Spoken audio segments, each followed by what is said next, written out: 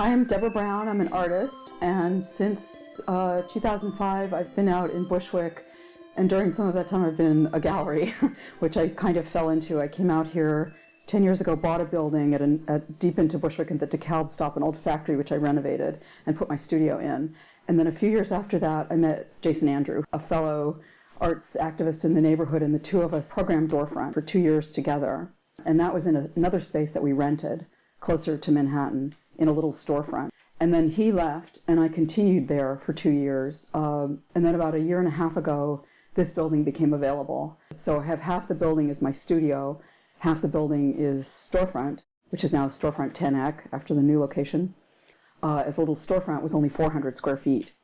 This is much, much bigger, and so I've done all kinds of site-specific installation shows, video things, large sculpture, things I could never have done in the other space, which I had pretty much exhausted, I think, as an artist curator. So I feel like people have supported our programs, and we've supported them by showing a lot of younger Bushwick artists, by allowing our spaces to be used for other events. So I think I'm supporting the community, and they're supporting me in turn, and I'm working with my fellows to create a community and continue to create a community that's dominated by artist-run initiatives.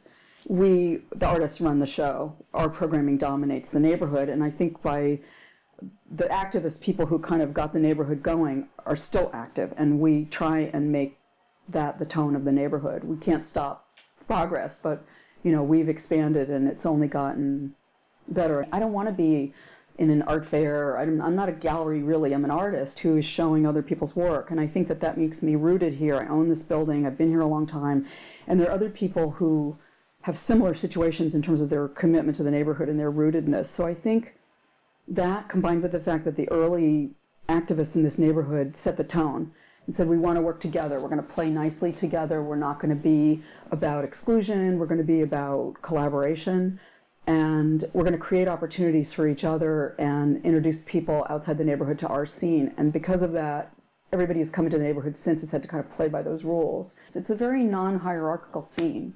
Anybody can participate. It's very open, and that's a really fantastic thing, because as we know, the rest of the art world is not like that at all. It doesn't mean that we're not making choices and trying to spotlight certain artists over others, but we do try and have an inclusive scene that's very, I think, refreshing. It shows that you can be serious and you can be inclusive at the same time.